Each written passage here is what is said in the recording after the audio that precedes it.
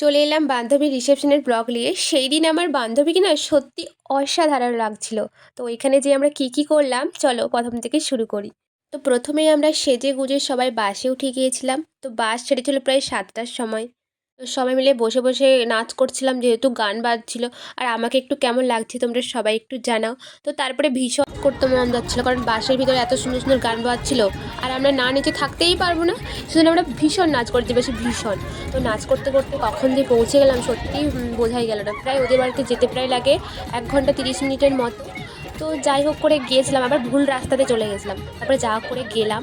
ওখানে দেখি যে আমার বান্ধবীকে ওয়াও! পুরো লক্ষ্মী ঠাকুর লাগছিল। সত্যি আমার বান্ধবীকে সত্যিই খুব সুন্দর লাগছিল।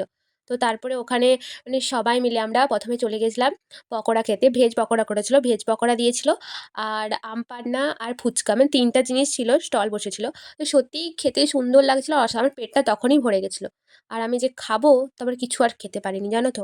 তারপরে আমার বান্ধবীর স্ক্রিনে দেখাচ্ছিল প্রি ওয়েডিং শ্যুট করেছিল। সত্যিই শ্যুটটা দারুণ হয়েছিল। আমি তো ছিলাম ওখানে, ভালো তো হতেই হবে। তো দারুণ লাগছিল। তো তারপরে আমরা খাওয়া-দাওয়া করে একটু বসেছিলাম। তারপরে আমরা সবাই মিলে বান্ধবীর কাছে গেলাম ফটোশ্যুট করার জন্য। বান্ধবী তো খেয়েই যাচ্ছে, পকোড়া খেয়েই যাচ্ছে। বলছে আমার শাশুড়ি মা আমাকে দিয়েই যাচ্ছে। তো যাই হোক, এরকম ভালো লাগে, একটু মজা লাগে। তো এটাই ছিল রিসেপশনের ব্লগ। কেমন হলো তোমরা জানিও প্লিজ।